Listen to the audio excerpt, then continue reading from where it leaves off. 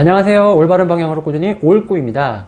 오늘은 직장인들이 쉽게 접할 수 있는 부업 중에 하나죠. 온라인 판매의 종류에 대해서 이야기 한번 해보도록 하겠습니다.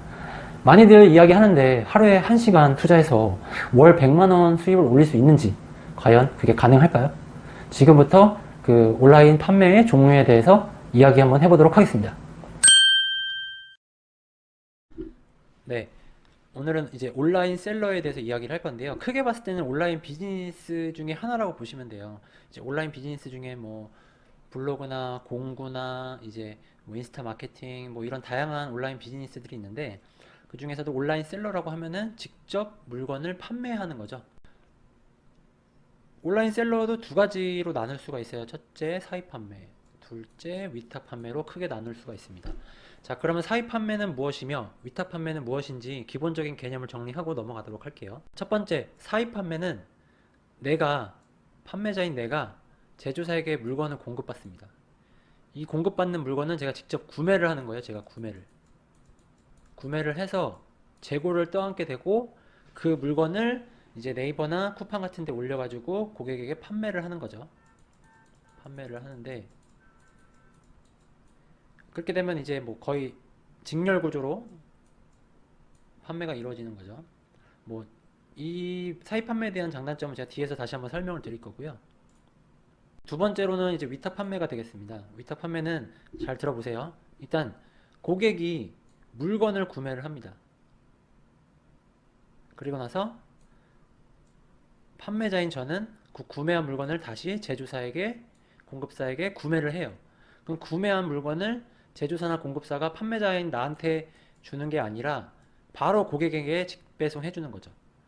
위탁 판매는 이런 구조를 갖고 있어요. 이렇게 되면 이제 재고를 내가 가지고 있지 않고 재고는 이제 제조사나 이 공급사가 다 가지고 있는 거죠. 이렇게 기본적으로 사입과 위탁 판매에 대해서 간단하게 개념을 설명을 드렸고요. 자, 그러면은 온라인 셀러에서 사입 판매와 위탁 판매 두 가지가 있는데 이 내용이 무엇이며 장점과 단점이 뭐가 있는지, 그 다음에 얼마나 세팅할 수 있는지, 그리고 예상되는 월 수익이 얼마인지를 한번 같이 이야기를 해보도록 할게요. 먼저 사입 판매. 사입 판매는 처음에 말씀드렸던 것처럼 제품을 이제 직접 구매해서 내 재고로 놓고 판매하는 방식이고요.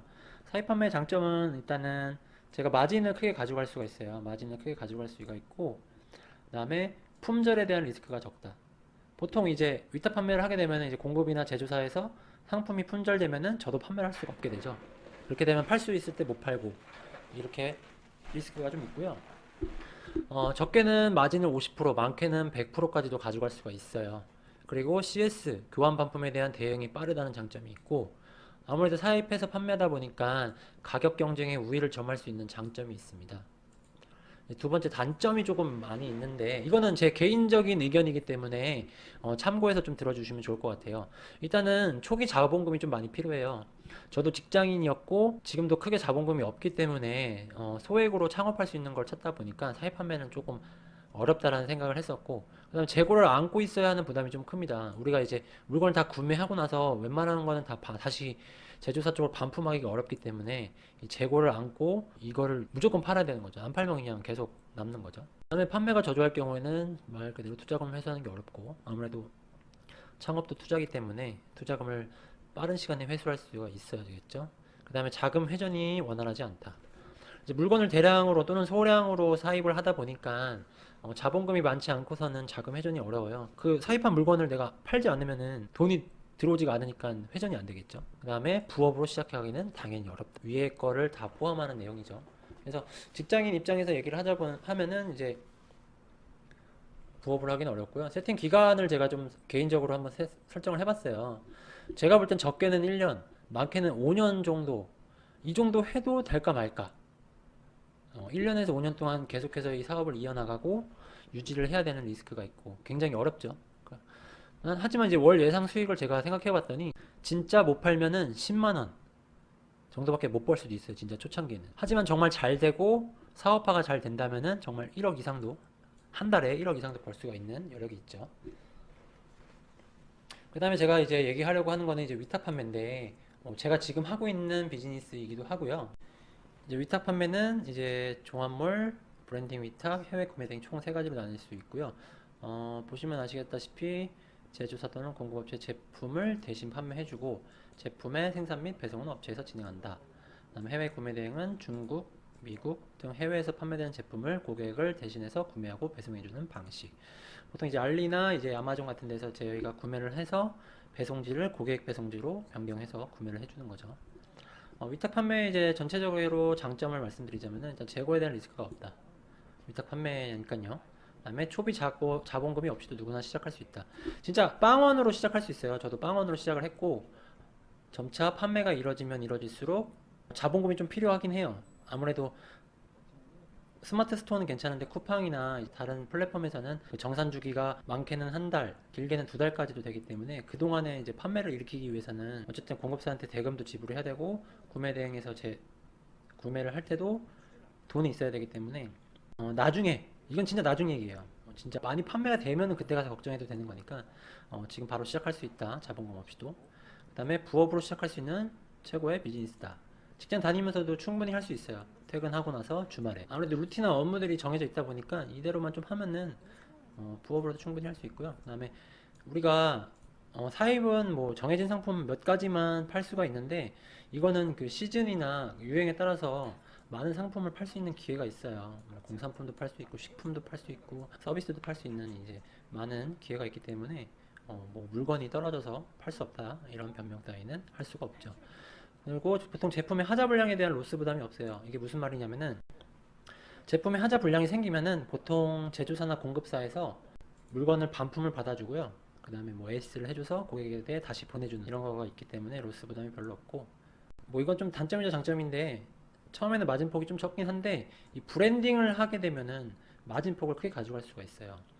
아니 위탁 판매를 하는데 어떻게 브랜딩을 할 수 있냐라고 말씀하실 수가 있는데 충분히 브랜딩을 할 수 있고 우리가 이 브랜드라는 거에 대한 그 개념이 너무 좀 과다하다라고 좀 얘기할 수가 있는데 브랜드가 그렇게 대단한 건 아니에요. 브랜딩 누구나 할 수 있고 쉽게 할 수 있기 때문에 이거는 제가 다른 컨텐츠로 만들어서 한번 나중에 내용을 공유해 드리도록 할게요. 그 다음에 초기 세팅에 리소스 투입이 많지만 어느 정도 자리를 잡으면 하루에 1시간, 2시간으로 직장인 월급 그 이상도 가져갈 수 있다. 이게 핵심인데 우리가 유튜버들 많이 보면 나는 하루에 1시간 해서 뭐 월 500, 월 1000만 원 벌 수 있다고 하는데 솔직히 약간 어그로성 말이 좀 있고요. 이 판매를 일으키고 잘 되는 데까지 시간이 좀 많이 걸려요. 정말 하루 10시간, 뭐 15시간, 한 달, 세 달, 여섯 달 진짜 시간이 많이 드는데 그 인고의 시간을 겪고 판매가 많이 일어나게 되면은 여기서 하루에 1시간이라는 말은 뭐냐면은 보통 이제 발주하는 시간이거든요. CS는 좀 번외로 친다고 하더라도 하루에 1시간 진짜 30분이면 발주가 끝나요. 예를 들면은 저 같은 경우는 전날 위탁 판매가 됐던 것들을 엑셀이나 뭐 도매매 사이트에서 일괄 주문, 일괄 발주서를 작성해서 공급사에게 넘기는 거죠. 이게 주문이 하나 들어와도 10분, 주문이 100개 들어와도 10분.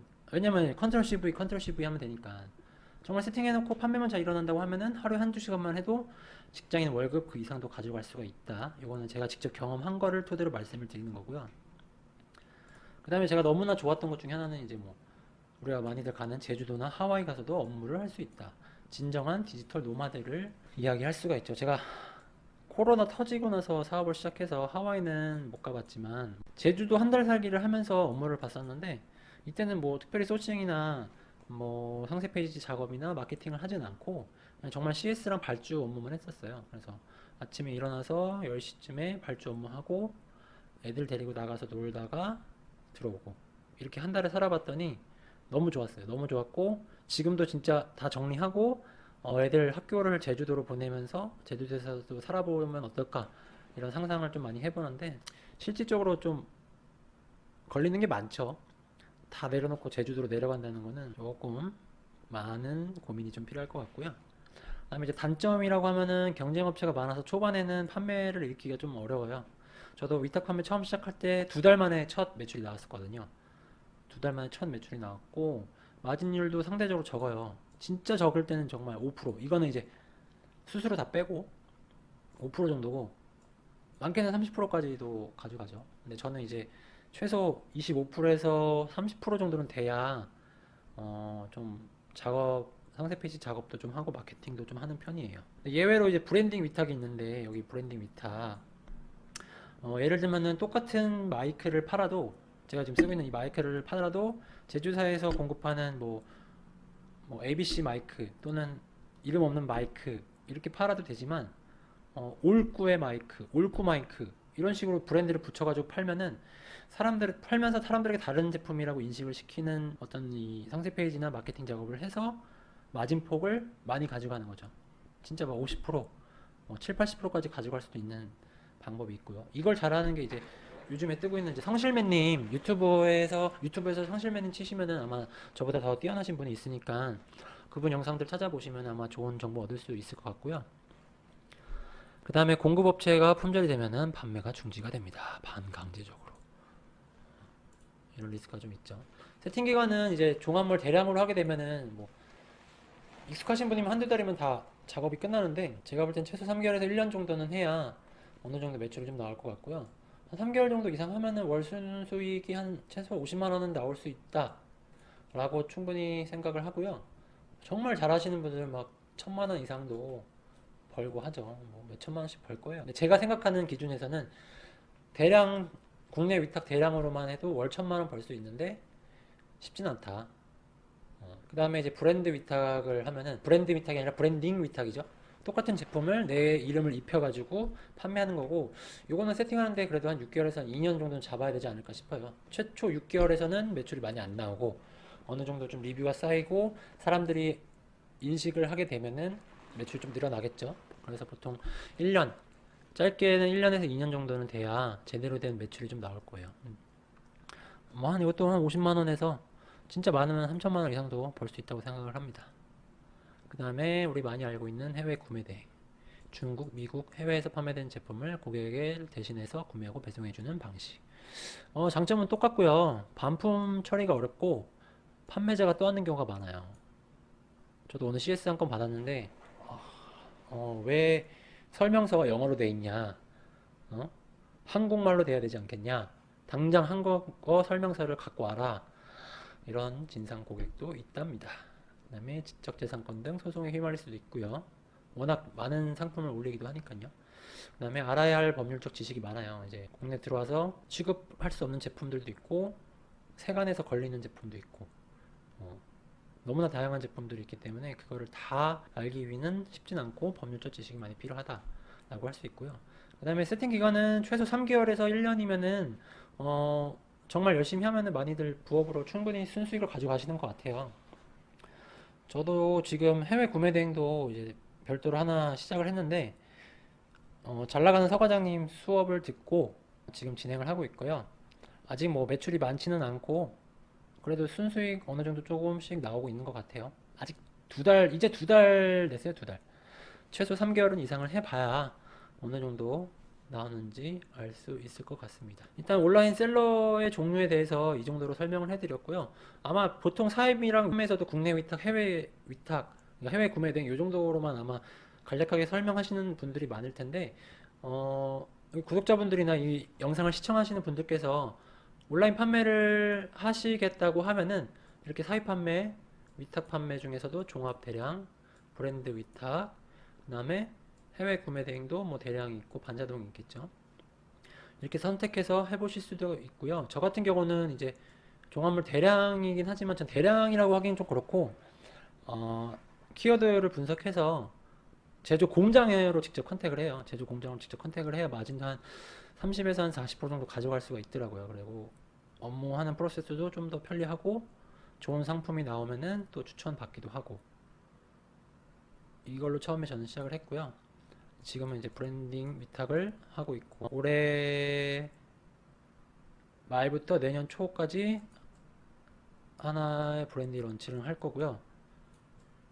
두 번째 브랜드도 런칭을 할 것 같아요. 요거는 인테리어 용품, 요거는 건강관리 용품이 될 것 같습니다. 이것도 한 두세 달 정도 작업을 해야 될 것 같고요. 꾸준히 이 작업을 해놓으면은 아무래도 매출 향상에 도움이 될 것 같습니다. 오늘은 여기까지 내용을 준비했고요. 혹시 궁금하신 점이 또 있다면은 이 밑에 댓글 남겨주시면은 제가 보는 대로 바로바로 댓글로 남겨드릴게요. 일단은 뭐 어렵진 않아요. 처음에 시작이 힘들지 한번 시작하고 나면은 뭐 술술 진행할 수가 있고 유튜브도 그렇고 블로그도 그렇고 너무나 정보가 많기 때문에 혼자서도 시작을 할 수가 있다고 생각합니다. 뭐 좀 더 시간을 단축하고 싶으시다고 하면은 뭐 강의 같은 걸 들어보셔도 괜찮고요. 네, 오늘 내용 유익하셨다면은 아래 구독과 좋아요 꼭 해주시고요. 다음에 또 좋은 영상으로 찾아뵙겠습니다. 감사합니다.